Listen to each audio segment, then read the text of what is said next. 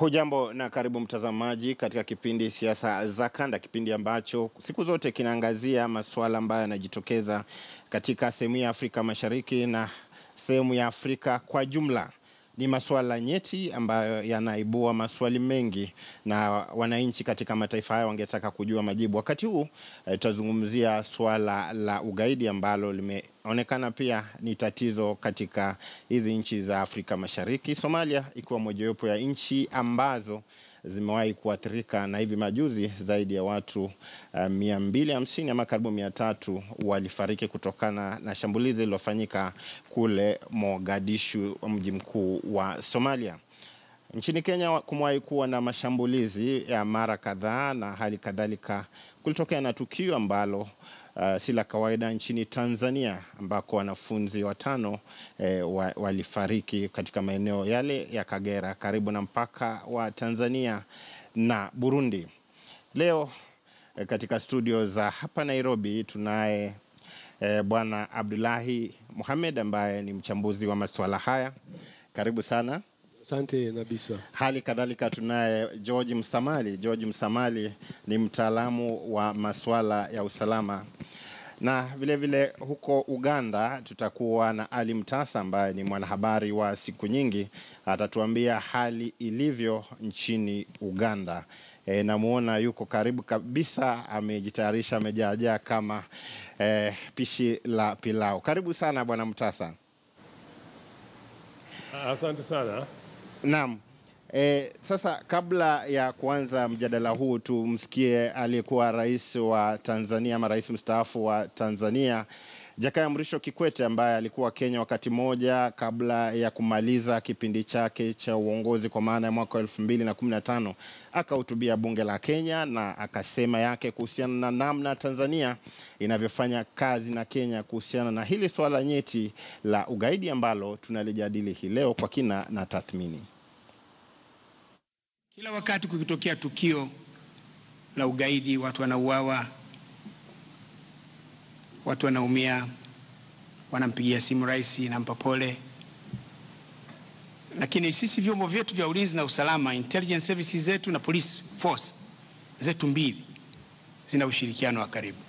Kwa sababu wakati mwingine wale watu wakishafanya hujuma huko wanakimbilia kwetu, na sisi tukiwajua tunawakamata. Leo tunarudisha kimya tu, kwa tusemi na mtu. Maana ingia watakuja kusema tunavunja haki za binadamu. Meisha. Tunarudisha kimya, wanakuja huko wanakwenda kwenye taratibu za kawaida za kimahakama. Na nilichokuwa nasema ni kwamba tumeweka msimamo wa nchi zetu sisi. Hakuna mtu atakayefanya uhalifu Kenya akadhani kwamba Tanzania ndio mahali pa kukimbilia. Hakuna mtu atakayefanya uhalifu Tanzania akadhani Kenya ndio mahali pa kukimbilia. Hivi karibuni kuna watu fulani hivi walifanya madudu kule, walikuwa wanataka kwenda kukimbilia Somalia, hawakuwahi kuvuka mpaka. Kenya akatuambia bwana, tunao watu wenu hapa. Katika taratibu zetu za kawaida zile tumeshirikiana. Naam, huyo ni rais wa zamani wa nchi ya Tanzania Jakaya Mrisho Kikwete akizungumzia swala hilo la ugaidi na namna nchi hizi mbili zinavyofanya kazi. Lakini tuende moja kwa moja nchini Uganda kwa Ali Mtasa. Ali Mtasa, tungependa kujua hali hii ya ugaidi nchini Uganda. Je, serikali imekabilianaje na swala hilo? Manake shambulizi ambalo lilifanyika wakati wa kombe la dunia kama sijakosea mwaka 2010 na ilikuwa 10 nafikiri kule Uganda. Baada ya hapo hali imekuwaje kuhusiana na namna ya kukabili swala hili la ugaidi? Hatua zimechukuliwa na serikali, kwanza kabisa kuunganisha vyombo vya usalama ili viwe vinashirikiana katika kupambana na ugaidi nchini, na hasa ugaidi hapa Uganda. Ulikuwa kwa mfano upande wa kaskazini Uganda, sehemu za Acholi na wapi kule, ilikuwa ni kundi la Lord's Resistance Army LRA ambalo linaongozwa na Joseph Kony ambaye hivi sasa amefurushwa akienda Sudan Kusini na hatimaye kumalizikia Jamhuri ya Afrika ya Kati na Kongo. Lakini hivi vikosi katika kushirikiana, sio tumeshirikiana hapa ndani, pia vikosi vinashirikiana na nchi jirani, hususan Kenya na pia Tanzania na Rwanda kwa sehemu fulani. Sasa hizi hatua zilizochukuliwa umefanya hali kuonekana kuwa ya usalama, na chama cha ADF ambacho kifanya shughuli zake hasa upande wa kusini magharibi Uganda, nacho kilitimuliwa, kimekimbilia Kongo. Hata wakati mmoja majeshi ya Uganda yaliingia Kongo kwa miaka fulani, mpaka Umoja wa Mataifa ulipolazimisha Uganda kutoa majeshi yake katika Kongo, mashariki mwa Kongo. Kwa hivyo kwa sasa kuna hali kama ya utulivu, lakini mara moja hutokea mashambulio. Al-Shabaab waliwahi kushambulia pia, vikundi fulani kama vile ADF vinasemekana kufanya sehemu fulani za magharibi mwa Uganda, huko kusini magharibi Uganda, mara moja kutokeza kufanya fujo, lakini zaidi fujo zao sasa ziko katika Kongo Mashariki. Kwa hivyo kwa jumla, na watu pia kuna mwamko fulani, watu wameshajishwa kwa uangalifu. Makundi mbalimbali, makampuni mbalimbali, kila mahali wameshauriwa wawe na vituo vya usalama. Hata hapa nilipokuja leo kuja kuzungumza na nyinyi, kuna chombo maalum ambacho mtu akiingia anapekuliwa kuona kwamba hana silaha. Kwa hivyo mwamko upo, na kwa sababu hii usalama kidogo umeimarika, lakini haina maana kwamba ugaidi umemalizika, kwa sababu mara moja kufikia vitisho. Labda kabla niwashirikishe wenzangu, kuna wanajeshi wa Uganda wamekuwa wanapelekwa katika nchi mbalimbali kama vile wako wengi katika mji mkuu wa Somalia, Mogadishu. Unafikiria kuweko kwa wanajeshi wa Uganda kunradhi, katika haya mataifa ambayo yanakumbwa na misukosuko inachangia watu kutoka mataifa hayo ambao pengine ni waasi wasiingie nchini Uganda?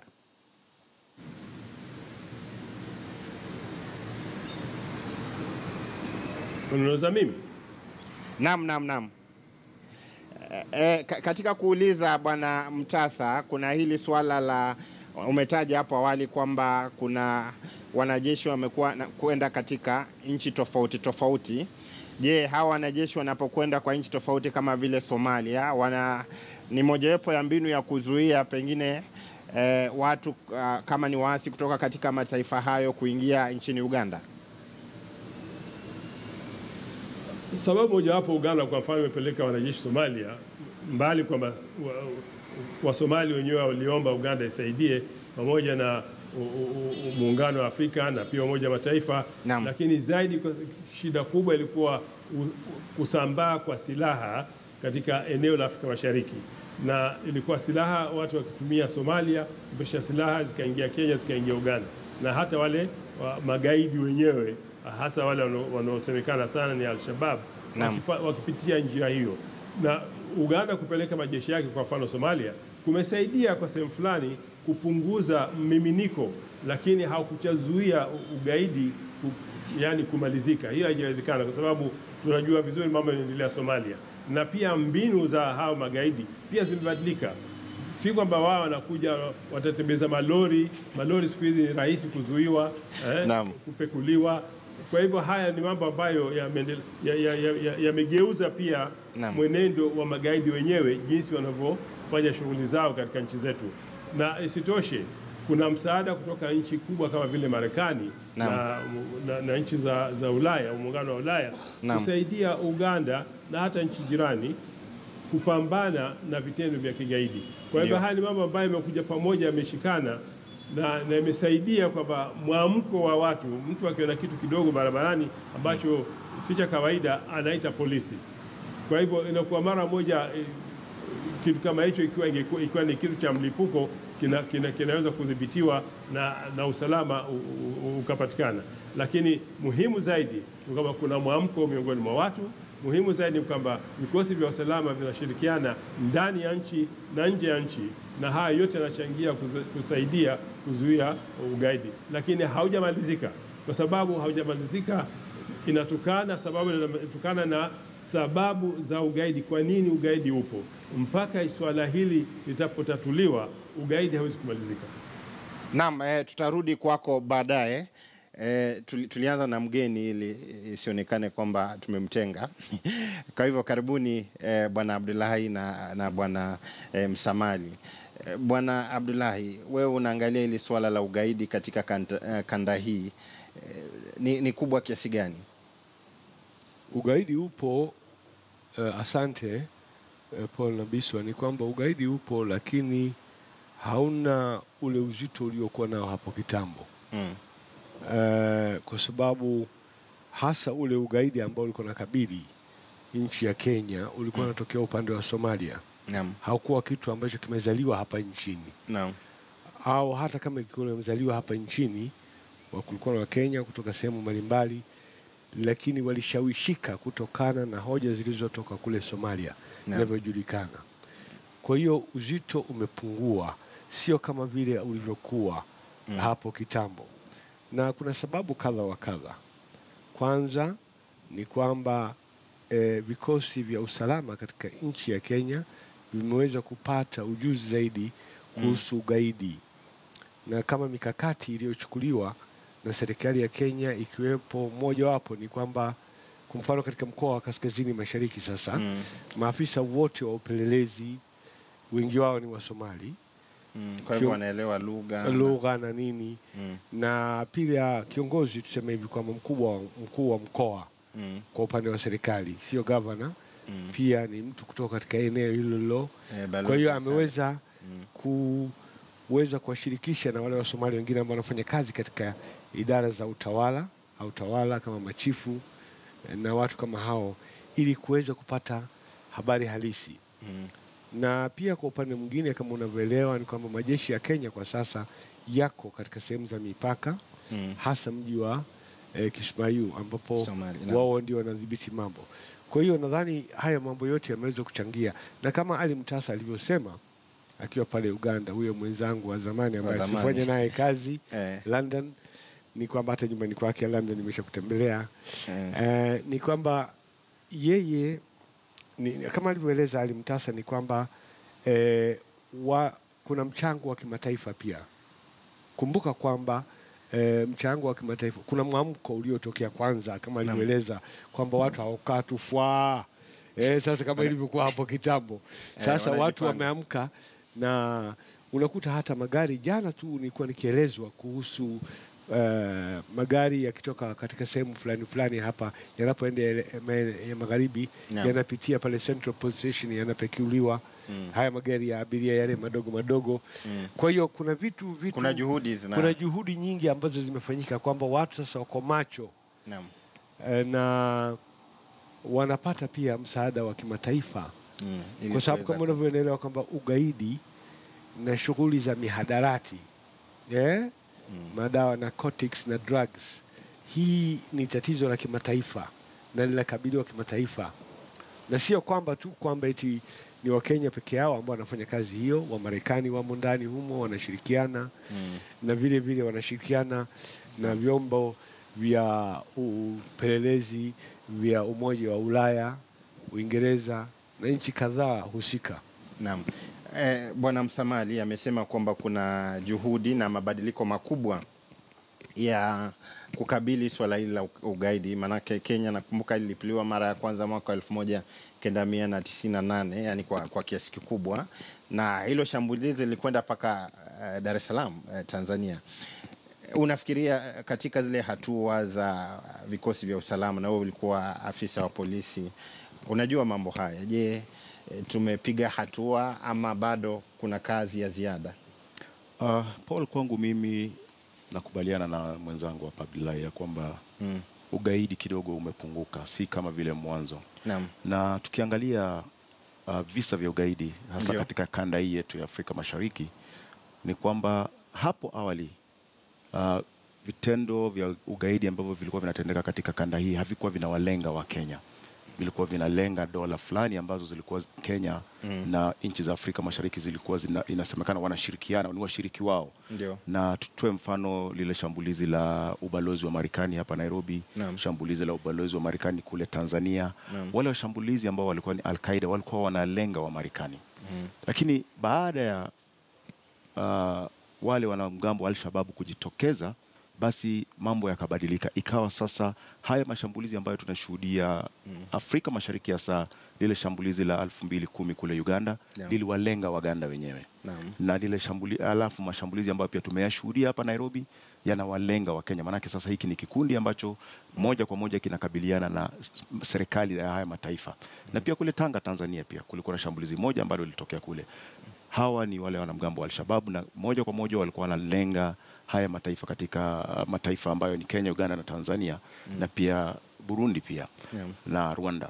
Kwa hivyo mbinu ambazo sasa tunaweza kusema ni kwamba mashambulizi yamepunguka. Mashambulizi ambayo tunashuhudia pakubwa sasa ni yale yanayotendeka kule nchini Somali, ambapo hivi karibuni tunaona zaidi ya watu 200 walifariki, walipoteza maisha yao baada ya lile lori lilikuwa limepakiwa vilipuzi kulipuka katika makazi ya watu.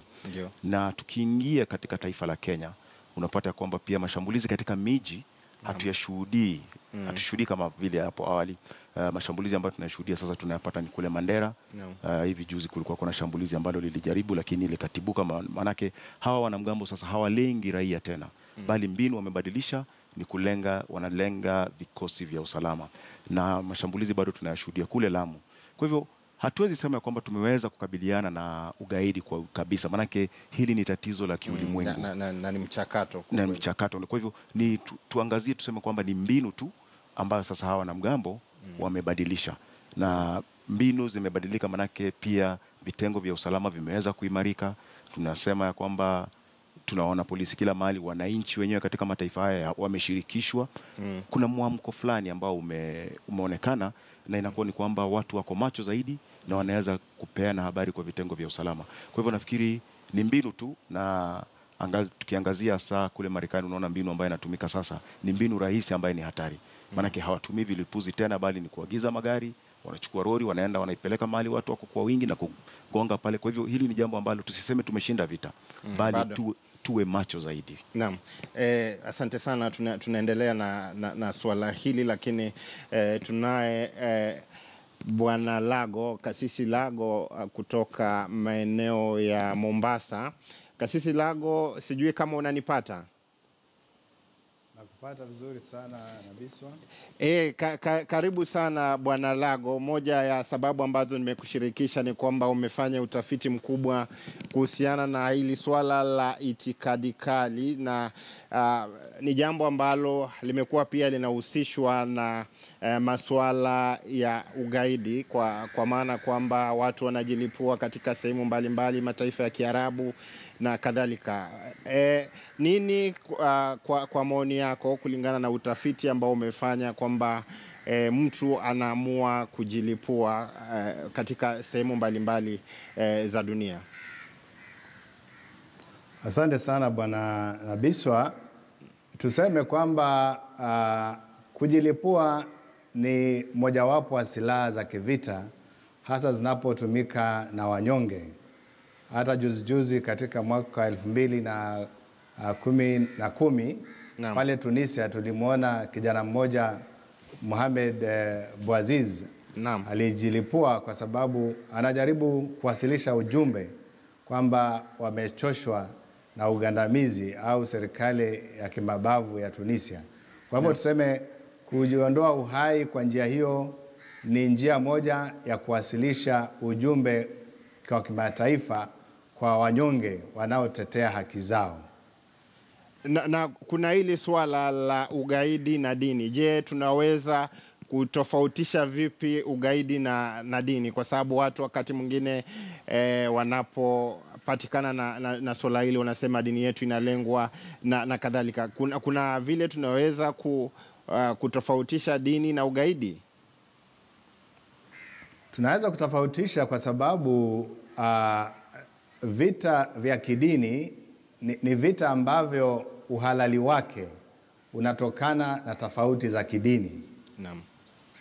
Na aina hiyo ya vita hatujakuwa nayo hapa Afrika, hata katika Afrika ya Kati au Mashariki ya Kati. Mara nyingi vita ambavyo tumeviona vya ugaidi vimeonekana ni vya dini, kwa sababu labda pande moja ya wanaopigana ni wafuasi wa dini moja, lakini unapochunguza sana utakuta kwamba wengi wao wanapigana kwa sababu ya kulinda rasilimali zao ambazo wanaamini kwamba mataifa ya magharibi yanazitumia wakati wao wengi wao wanakufa na umaskini. Na kwa hivyo mara nyingi hatuna vita vitakatifu kwa sababu hazina uhalali ndani ya dini. Naam, Kasisi Lago, nakumbuka nilikuhoji kama sijakosea mwaka wa 2014 na ulikuwa kule Mombasa katika juhudi za kuleta pamoja Wakristo, vijana wa Kristo na wale wa Kiislamu kupinga haya mambo ya ugaidi. Lakini moja ya mambo ambayo yalijitokeza wakati huo ni kwamba kulikuwa na vijana walikuwa na kwenda Somalia kujiunga na kundi la Al-Shabaab. Je, mlipata sababu ambazo zilifanya vijana hawa kwenda kujiunga na makundi haya ya kigaidi? Ndio, Bwana Nabiswa, tuligundua sababu nyingi. Mojawapo ni sababu za ujira, utafuta kazi. Sababu baadhi ya vijana walioenda Somalia walihaidiwa kazi, labda walipofika pale ndipo wakagundua kwamba kazi iliyoko ni vita. Tukumbuke kwamba makundi ya magaidi mara nyingi yanategemea pia mamluki au wanajeshi wa kuajiriwa kutoka nje. Ndio. Alafu sababu ya pili ni kwamba kuna kushawishiwa na fikra au misimamo mikali ya kisiasa na kwa kutumia maandiko matakatifu. Naam. Na ndio maana msingi mmoja ambao tuliutumia ni kuleta Wakristo na Waislamu pamoja na kujaribu kuonyesha jinsi vitabu vitakatifu au sehemu za vitabu vitakatifu, tafsiri potovu zinatumiwa na magaidi ili kuhalalisha vita ambavyo ni vya kisiasa. Na tulipopata uungwaji mkono na dini zote mbili, kila pembe ya pwani kutoka Lamu mpaka Mombasa mpaka Tanga, tukaona kwamba hata ndugu zetu Waislamu waliona kwamba hatuwalengi kuwalaumu kwamba Uislamu unahalalisha vita, bali tulitaka sote tuungane, tukubali kwamba baadhi ya nyumba za ibada zilikuwa zinatumika katika kusajili vijana wa kwenda Somali na wengi wao walikuwa wanapotoshwa na magaidi. Naam, tutarejea kwako baadaye. Niwashirikishe tena nyinyi Bwana Abdullahi na Msamali. Unafikiria, nitaanza na Bwana Msamali, unafikiria kuna changamoto gani ambayo ni kubwa zaidi kukabili ugaidi wa sasa, kwa sababu ulivyosema kwamba hali ya teknolojia iko juu na kadhalika? Kuna changamoto gani kubwa zaidi kukabili swala hili? Changamoto ambazo tunazishuhudia hivi sasa, changamoto kubwa ni kwamba vijana wengi hawana ajira kama vile Bwana Lago alivyosema. Na hicho kimekuwa kishawishi kikubwa sana kwa hawa vijana kuweza kujiunga na hivi vikundi ambavyo kama vile Al-Shabaab na kujihusisha na masuala ya kigaidi.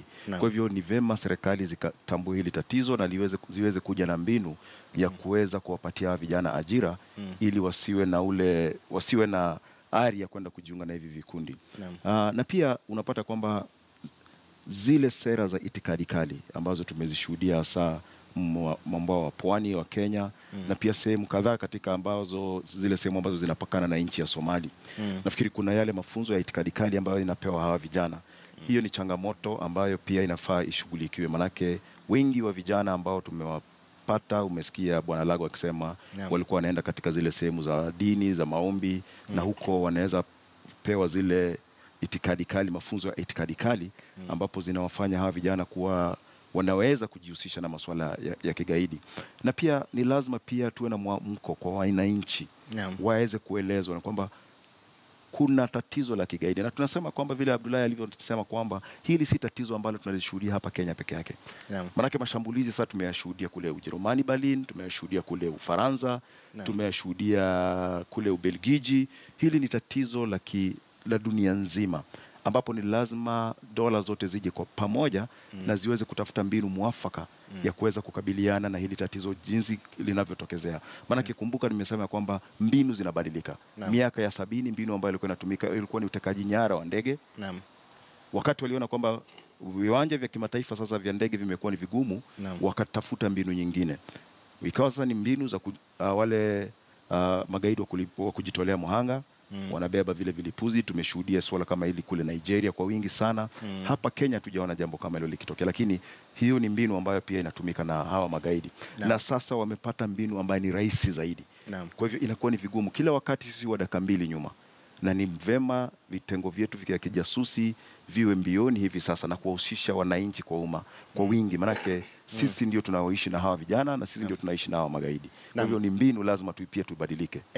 Kabla kuna ile swala la vikundi kadha vya ugaidi tutajadili tunaporudi kutoka katika mapumziko, lakini kwa kama dakika moja Abdullahi, kuna hili swala la hawa wanamgambo wa Al-Shabaab. Mara nyingi zamani wakitekeleza mashambulizi walikuwa wanajitaja mara moja, tumefanya hivi na kadhalika.